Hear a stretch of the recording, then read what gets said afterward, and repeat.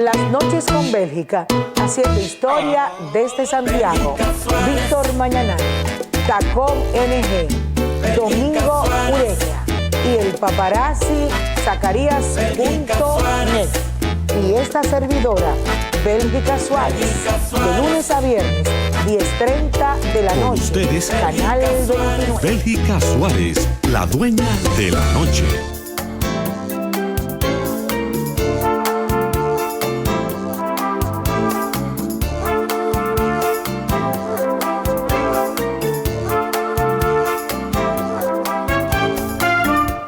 Bueno, aquí estamos. Me iba a poner el traje, el saco, por el frío, pero no me dio tiempo, porque estaba coordinando, estaba hablando con Adalberto Domínguez, mi hermano.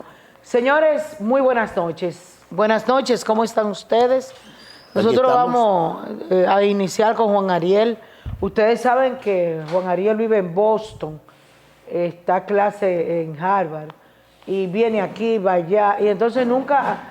Él puede venir a Santiago porque es de la ida y vuelta, como se dice, pero es un gran economista y cuando hay casos, él, gracias a que acude, no pone pretexto, a pesar de ser una persona muy ocupada y que mañana le tiene un homenaje allá en Boston. Estamos haciendo conexión porque es a través del Zoom, de una plataforma muy importante y vamos a hablar de varios temas. Y luego viene Zacarías.net y también hicimos contacto con el periodista Adalberto Domínguez. Él ya está en el aire. Sí. Buenas noches, querido Juan Ariel. Qué gusto, la verdad es que siempre es un placer conectar con usted, con todo el mundo allí en el estudio y con todo su público, incluyendo a mi familia, que es su principal seguidora. Ay, sí, no, y tú tienes... una persona que te está proyectando como presidente de la República, Diplan, Ramón. Nosotros lo publicamos, el aviso, y ya él lo ha puesto y ha dicho que lo va... Bueno, un show en las redes. Un fuerte abrazo al querido Diplan. A él, que él está ahí. ¿Cómo es? ¿De dónde eres? Siempre se me olvida. De Cotuí completo. Dice que, según él, tienen los televisores afuera. Yo no es por usted, no es por mí. Ustedes son las estrellas. Es por ti, yo no sé qué cargo tú le darás. Será ministro de Educación, porque él es un educador. Es un educador, sí. ¿Cómo está? ¿Cómo te sientes? Muy bien, gracias a Dios. Con mucho frío, mucho frío. Yo me imagino que hay ciudades allí que están congelando a la gente.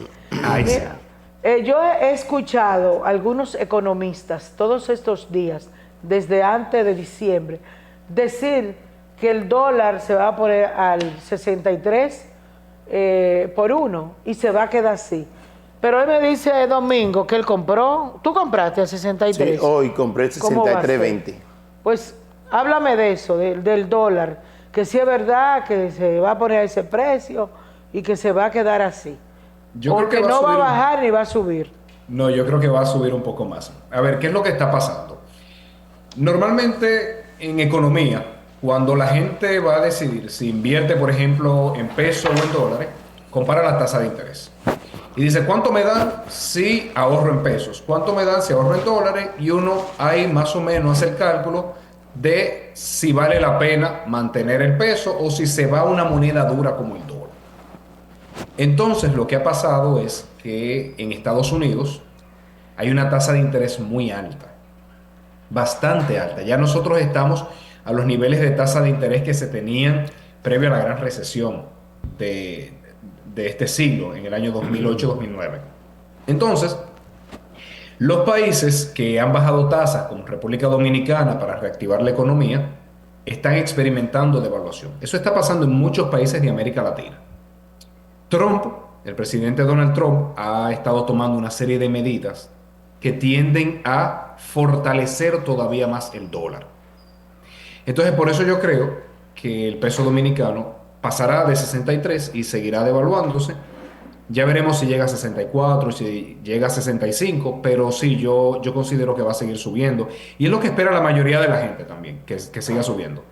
Leí hoy con relación a ese mismo tema, que se está escaseando porque no lo están vendiendo el dólar. Parece que lo están, desde Navidad, desde que llegaron aquí los dominicanos, no lo trajeron quizá en pesos, no lo dejaron.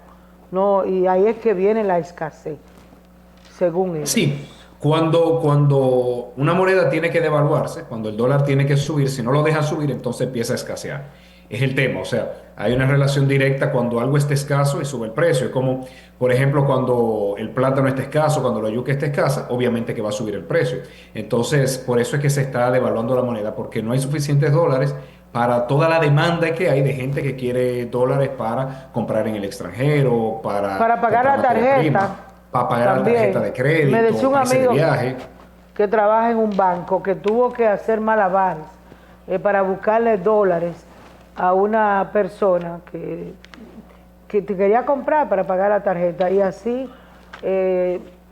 más lo que tú dices, parece que se está complicando y no, creo que ya no podemos viajar porque se está complicando demasiado. Juan Ariel, el día pasado, la última vez que estuviste aquí, manifestaba sobre la situación de los préstamos, que no había por qué temer en ese momento con la situación de los préstamos que estaba haciendo el gobierno. Pero ahora, en estos días, hoy, el gobierno está colocando de nuevo bonos, no bonos navideños, sino los llamados bonos para de colocarlo al mercado para tener líquido. Entonces, no sé si tuviste esa información, y eso me preocupa más, y entonces contigo aquí yo estoy seguro que nos va a dar luz a preocuparnos o a despreocuparnos por la situación que está pasando con la economía del país. El gobierno acaba de emitir una serie de bonos en pesos y bonos en dólares, con un fuerte componente de bonos en dólares. ¿Por qué lo hace a principio de año? Justamente para traer dólares a la economía y que no siga subiendo el tipo de cambio.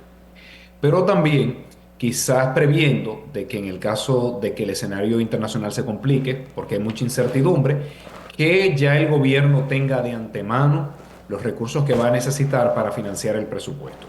A mí la verdad es que me llamó la atención porque el gobierno todavía tiene mucho dinero en el Banco de Reservas. O sea, el gobierno tiene muchísimos recursos en el Banco de Reservas que pudiese utilizar para financiar el presupuesto. Entonces, endeudarse más cuando ni siquiera lo que tiene lo está gastando, a mí me sorprendió. Entiendo quizás la estrategia de traer dólares para quitarle un poquito de presión al dólar para que no siga aumentando tanto, pero la verdad es que no es que yo piense que vaya a haber una crisis por el endeudamiento del gobierno, de verdad que no la veo, pero cada vez más, digamos, se está llevando al país a una reforma fiscal, porque toda deuda eventualmente va a haber que pagar, ¿verdad? Sí. Entonces, la deuda que se ha tomado en el pasado y que se sigue tomando, cuando se tenga que pagar, la verdad es que la reforma fiscal que están llevando este país a realizar es de todo el tamaño. Bueno, muy bien. Muy buenas noches, Juan Ariel. Buenas noches. Víctor Mañana de este lado. Hay una situación ahora mismo que uno debe de ponerle mucha atención, pero sobre todo entenderla y, en el caso tuyo, explicarla. El gobernador del Banco Central dice hoy, y está reseñado en toda la prensa nacional, que el sistema financiero nacional es estable, que está todo bajo control y que no hay absolutamente ningún motivo para preocuparse. Sin embargo, los precios a nivel general, todos han subido. Aquí está subiendo cada día más, comenzando incluso por los víveres que comen los pobres, que comen la mayoría de la gente. Y también la tasa del dólar, y ustedes lo saben mejor que yo. Y según yo interpreté por tu explicación, es inevitable esta situación del dólar. ¿O qué tú podrías hacer en caso de ser el gobierno? Bueno, la verdad es que tenemos que admitir que los precios están muy altos y siguen subiendo. Sobre todo el precio de los alimentos. El arroz ha subido mucho en días recientes, ha subido el café y están subiendo los víveres. Y eso es algo preocupante porque con eso es que nos alimentamos los dominicanos. Entonces, cuando sube el precio de los alimentos, pues eso golpea mucho el bolsillo de la familia. Yo creo que nosotros tenemos que trabajar, y vengo insistiendo en eso desde hace ya cerca de 3 años, en una política agropecuaria para reducir el precio de los alimentos. Hasta lo he escrito y lo he hecho porque la tesis de mi segunda maestría fue de reducción de precio de los alimentos. Entonces, nosotros, si hiciésemos inversiones en infraestructura rural, bajaríamos el costo de producción y el costo de transporte y eso se tendría que reflejar en alimentos más baratos. Nosotros, si elimináramos una serie de impuestos al etiquetado, al empaquetado, a las envolturas que se utiliza en los alimentos, pues eventualmente tendríamos alimentos más baratos. Y si nosotros mejoramos el costo de transporte de los cereales, porque el pollo y el cerdo en República Dominicana lo engordamos con maíz, soya, sorgo, que traemos de Canadá, de Estados Unidos, de Brasil y de Argentina. Entonces, si nosotros usáramos barcos más grandes para traer ese maíz, ese sorgo y esa soya, pues obviamente el alimento con el que engordamos al pollo y al cerdo sería más barato y pudiésemos comprar carne de pollo y carne de cerdo más barata.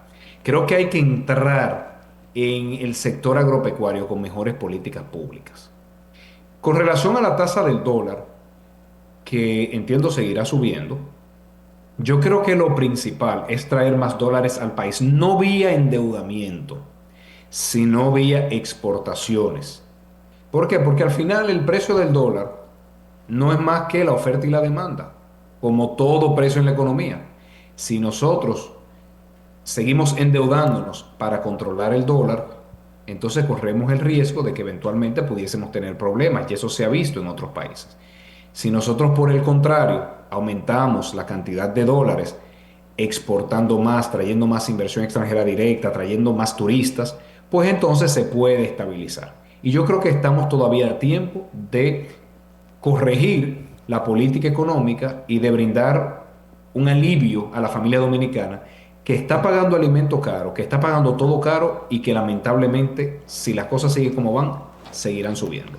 Hay una preocupación con personas que antes podían comprar sus viviendas, la gente de clase media, porque un pobre jamás podrá comprar una vivienda, como están las tasas de interés. Ahora ha crecido demasiado. Y sí, se habla de que Estados Unidos, que hay que esperar, no entiendo mucho de eso. Y se quedará así a un 14%, algunos bancos las tienen a 13 puntos y algo.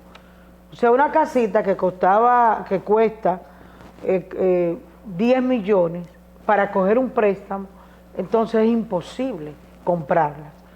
Y ha bajado también las ventas de los apartamentos. ¿Qué va a pasar y qué se debe hacer?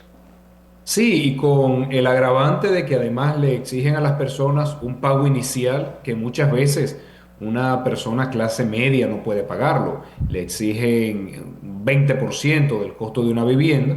Entonces, pues, una vivienda que vale 5 millones de pesos para una familia clase media, tener que buscarse 1 millón de pesos al cacarazo, como le dicen, pues la verdad es que está muy difícil. A mí me gusta mucho la política de vivienda que tuvo Colombia hace ya 6 años, la conozco bien, y hacía 2 cosas. Lo primero es que tenía un mecanismo para que las personas de estrato medio, medio bajo, pudieran conseguir un préstamo con tasa de interés baja porque el gobierno garantizaba esos préstamos. Había creado un fondo donde le decía a la banca, préstale, confía en ellos, que si ellos fallan, pues aquí hay un fondo de garantía.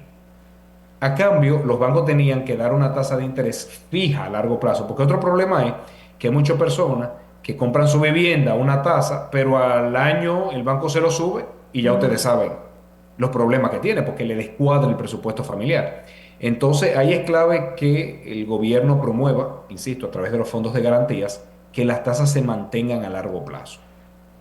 Y con el tema del inicial, que fue otra cosa interesante que se hizo en Colombia, fue que a las familias de menores recursos se les pagaba el inicial por adelantado. Entonces, eso activaba la economía porque mientras la gente más casa, apartamento compre, más bloque se está comprando, más varilla, más pintura, y todo eso paga ITEVI y el gobierno termina recibiendo al final el beneficio de esos impuestos que se van pagando por dinamizar la actividad económica. Entonces yo creo que el tema de la vivienda hay que prestarle atención. Otra salida que se le pudiera buscar, y a mí me gusta mucho, es el uso de un porcentaje de los fondos de pensiones para financiar la vivienda, porque hay mucha gente que tiene un dinero acumulado en su fondo de pensiones, pero ahora mismo vive alquilado, no tiene un seguro médico, lo cual está pagando carísimo la atención médica, pero tiene un dinero frisado que lo va a usar en 20, 30 años. Entonces, pues sería mucho mejor utilizar parte de ese dinero para el inicial de la vivienda. Son muchas las cosas que se puede hacer para ayudar al bolsillo de la familia dominicana, porque todavía sigue muy golpeado. Pero bajando los intereses, porque una persona Sí, claro, que compre una casa en 5 millones o más no produce para pagar 100 y pico mensuales. Eso claro. es muy difícil. Entonces, por eso mismo es que si el gobierno tiene un fondo de garantía, como se reduce el riesgo, el banco baja la tasa de interés. Y esas son cosas que se pueden hacer para incentivar que la gente adquiera su vivienda. Y se ha hecho, insisto, en Colombia es que más me gusta la política de vivienda del gobierno pasado, del gobierno del presidente Duque. Juan Ariel, cuando tú estuviste en Planificación y Desarrollo, en el Ministerio de Planificación y Desarrollo, ahí se manejaba lo que eran los programas de la USAID, y si se manejaban y el ministro conocía las acciones de la USAID que supuestamente iban en contra de tu gobierno, ¿tú no detectaste eso en ningún momento? A ver, en el Ministerio de Economía se maneja la cooperación internacional, pero la cooperación internacional de gobierno a gobierno. Lo que un organismo internacional le da a ONG, le da a cualquier persona, eso ni el ministerio se entera ni tiene por qué enterarse. Ahora, si se lo daba al gobierno dominicano, ahí sí. Yo creo que la controversia de lo que ha ocurrido es por financiamiento directo a algunas entidades, no a través del gobierno dominicano. Entonces, por eso ni el ministerio, ni antes ni después, tiene que enterarse de eso. Porque Estados Unidos hace con su dinero lo que quiera, la USAID hace con su dinero lo que quiera. Y lo que no entraba para apoyar los programas del gobierno dominicano no se les reportaba al Ministerio de Economía. Bueno, en otro orden, Juan Ariel, nosotros quisiéramos saber tu opinión sobre algo que está aquí en boga ahora mismo, que está que se está viviendo aquí, que es la lucha del sector sindical por un reajuste, un aumento salarial. Hay una situación histórica que tú mejor la conoces que nosotros. Hay una reticencia y una resistencia a la vez de los sectores patronales de no acceder a un gran aumento. Ahora hay un conflicto con eso. ¿Qué tú sugieres en medio de esta crisis económica y cómo debe canalizarse esa lucha? ¿Y en qué tú crees va a parar este proceso de reclamo de los trabajadores? Sí, y es un reclamo entendible porque la familia dominicana le suben todos los días los precios, todos los días la comida está más cara, Claro. la vivienda está más cara, pero el salario no le da. Y ahí empieza a generarse problemas. Y así también la economía pierde dinamismo, porque si uno no tiene dinero para comprar, obviamente compra menos. Entonces yo creo, pero hay que tener cuidado, porque para aumentar los ingresos no es solamente aumento del salario mínimo. Yo creo que este gobierno se ha dedicado mucho a promover aumento del salario mínimo. Pero ¿y qué pasa con todas las demás personas que no están en salario mínimo? Porque una persona, una familia clase media gana más que el salario mínimo. Entonces, si nada más se sube lo de abajo y todo lo demás se queda igual, pues obviamente, ¿qué pasa con esa familia joven que está entrando ahora al mercado laboral? Entonces, y hay muchos sectores que no están afectados por los aumentos del salario mínimo. Entonces, yo creo que tiene que ser una política económica integral que pasa por activar la creación de empleo. Yo siempre he dicho, la mejor forma para que a una persona le aumente el salario es tener otra empresa que le haga una contraoferta. Entonces, lo que necesitamos es una política de creación de empleos. Y ustedes verán que cuando haya muchísimas empresas cayéndole atrás a las personas porque necesitan contratar trabajadores, toda la estructura salarial, todos, lo de mínimo, lo que ganan más que el mínimo y lo que ganan mucho, todos los salarios van a subir. Porque el salario es el precio del trabajo. Entonces, eso requiere mayor dinamismo económico. Insisto, yo veo bien que se reclame un aumento salarial, pero no solo el salario mínimo, sino en todos los niveles salariales. Juan Ariel, vi un artículo hace 2 semanas tuyo en el periódico Listín Diario sobre la energía eléctrica, que ahora hay muchos apagones y yo no recuerdo cómo comenzó el artículo, pero sí lo leí y hacía hincapié en cómo resolver ese problema. Claro, a ver, y esa es la tesis de mi primera maestría. Yo les hablaba de la tesis de mi segunda maestría, que era cómo bajar el precio de los alimentos. Entonces vámonos ya quizás 15 años antes de cómo resolver el problema eléctrico. Miren, ustedes recordarán cuando eran los gobiernos de Salvador Rey Blanco, de Balaguer, que había muchos apagones, ¿verdad? Pero era por otra razón. Era porque no había suficiente generación. Entonces, como no había la suficiente planta de generación, no daba para darle luz a todo el mundo. Ahora es distinto. Ahora nosotros tenemos suficiente generación. Pero ¿qué es lo que pasa? Que muchas personas no pagan su factura eléctrica. No pagan su factura eléctrica porque no tienen un contador o porque tienen un contador que lo alteraron o porque se conectaron directamente al tendido eléctrico, de una forma u otra. Entonces, eso es lo que se llama las pérdidas del sector. En este gobierno, las pérdidas han aumentado mucho. Y como el gobierno no tiene los recursos para pagar todo eso, termina dando más apagones. ¿Cuál es el problema con los apagones? Que pone a pagar justo por pecadores. Pone a que la gente que con esfuerzo, con el sudor de su frente, paga su energía eléctrica, tenga que pagar con apagones lo que los otros vecinos están robando. Y eso no es justo. Entonces, resolver el problema eléctrico pasa fundamentalmente por reducir las pérdidas. ¿Cómo se reducen las pérdidas? Primero, sustituyendo el tendido eléctrico. Señores, allá hay cables de tendido eléctrico que ya están muy deteriorados. Hasta porque la gente le tira tenis, o porque volando chichigua cortan el tendido eléctrico, o porque está muy viejo. Entonces hay que invertir en un mejor tendido eléctrico. Hay que invertir en instalar una mayor cantidad de contadores. Si la persona es rica o si consume mucha energía, se le pone contadores telemedidos y con telecorte, que es una tecnología muy particular para detectar rápidamente si alguien alteró el contador. Si es una familia que no está acostumbrada a pagar su luz, se le pone contadores prepago. Para decirle, yo te voy a dar 1,000 pesos de luz, por encima de ahí, ponle dinero. Como cuando la gente tiene un celular prepago. Entonces, hay que invertir en el sector eléctrico. Mi gran crítica a este gobierno es que ha reducido mucho las inversiones y lo está gastando todo en nómina. O sea, reduce la inversión en tecnología para evitar los apagones, para evitar las pérdidas, pero me dispara la nómina $14 millones en el sector eléctrico solamente. Pero entonces, por eso es que tenemos problemas. Danilo Medina, presidente del PLD, decía el domingo que en su gobierno determinaron los apagones. Y yo estoy muy de acuerdo contigo con que hay que cambiar todos esos alambreríos, diríamos popularmente, que se ven feísimos. Pero entonces Danilo decía, aún estando así, que no había apagones. Lo que pasa es que en el gobierno pasado, ya sobre todo a finales 2016, 17, 18 y 19, se estaba invirtiendo cerca de $240 millones anuales en tendido eléctrico y en contadores. Ahora mismo se está invirtiendo 170, creo. O sea, ustedes ven la reducción que hay. Y el gobierno, como se le salió de las manos, las pérdidas en el 2019 estaban en 26%. Ahora mismo están casi en 40%. Por eso es que las pérdidas del sector pasan de $500 millones a casi $1.800 millones.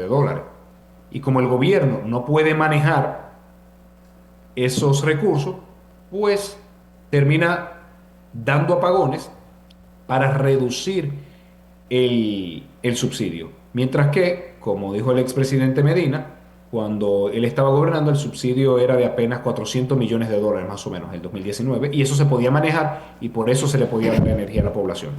Bueno, ya casi terminamos porque yo sé que a esta hora tú debes, pero hay tantas preguntas.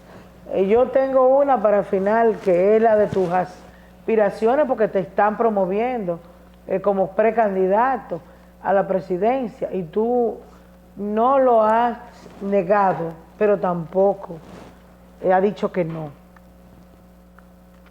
Sí, miren, primero agradezco muchísimo a todas las personas que tienen esa valoración de mí, que me quisieran ver dirigiendo los destinos del país. Es una gran responsabilidad, un gran compromiso, y les juro que me esfuerzo día a día por ser una mejor persona, por ser un mejor servidor público, por prepararme cada vez más, para servirle a mi país en el área que el país me quiera ver.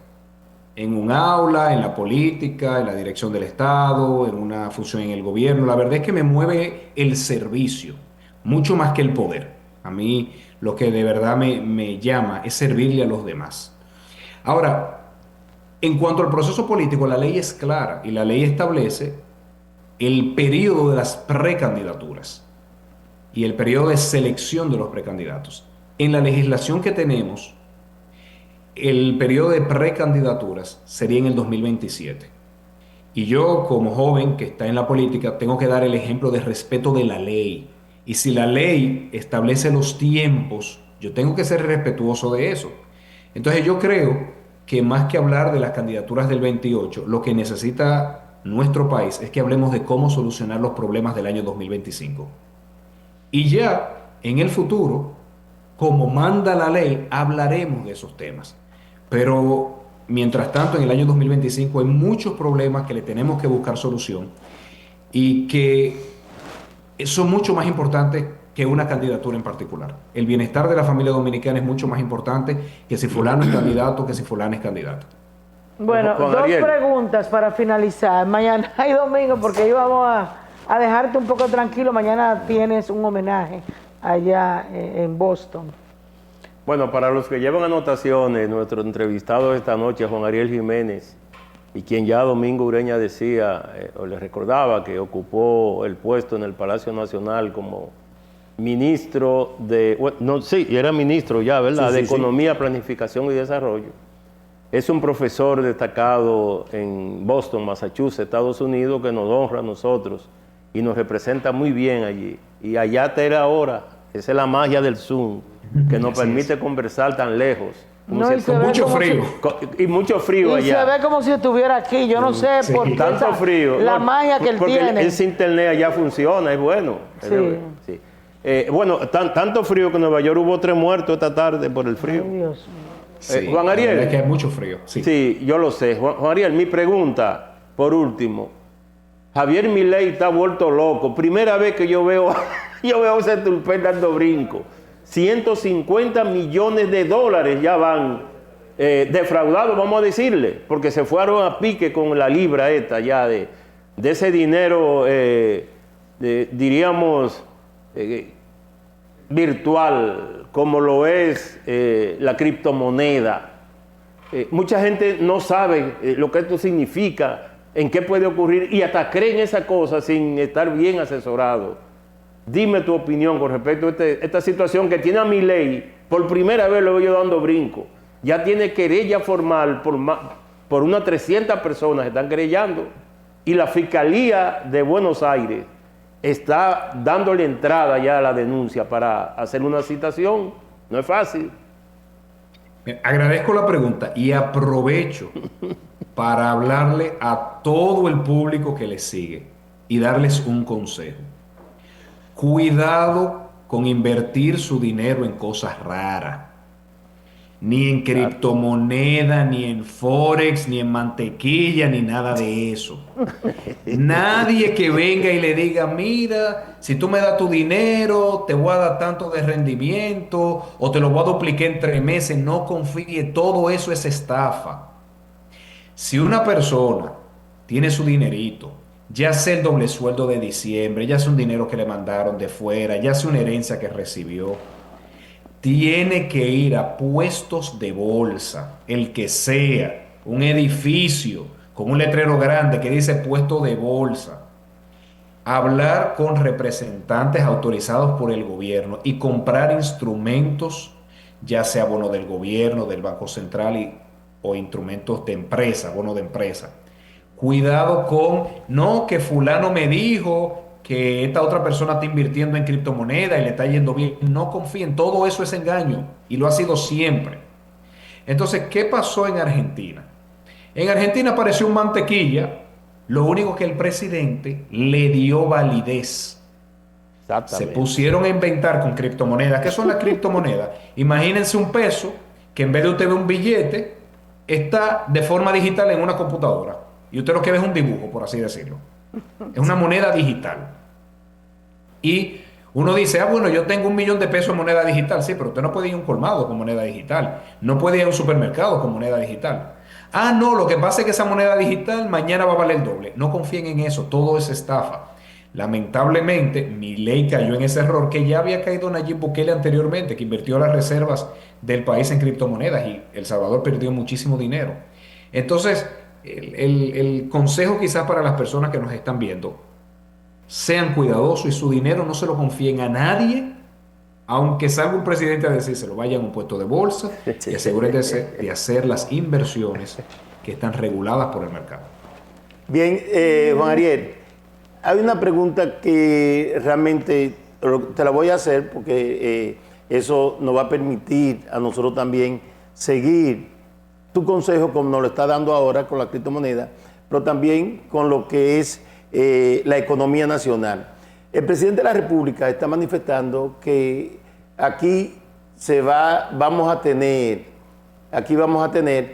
lo que es vamos a poner una refinería con Guyana. Vamos a hacer una serie de acciones con Guyana.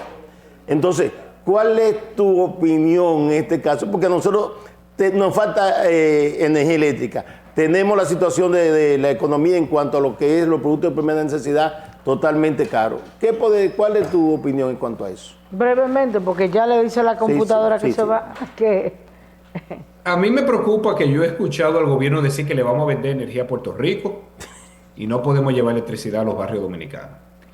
A mí me preocupa que ahora vamos a instalar una refinería en Guyana, pero no podemos terminar el kilómetro 9 de la autopista Duarte. Entonces, a mí me enseñaron de pequeño, y se lo agradezco a mi familia, que hay que caminar antes de correr. Y yo veo un gobierno que a veces quiere correr y todavía no ha aprendido a gatear.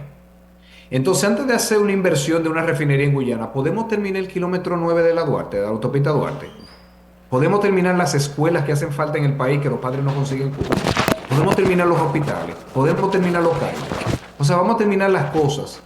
La infraestructura, los edificios, las autopistas, que ya están en proceso de construcción en nuestro país.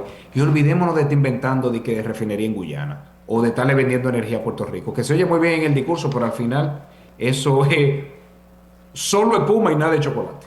Juan Ariel Jiménez Núñez, muchas gracias, economista, profesor de Harvard, amigo nuestro, hermano mío. Hermano chiquito. Esos lentes modernos te quedan bellísimos. Gracias, muchas gracias. Bye, saluda a tu mamá. Abrazote. Hacemos una pausa y volvemos.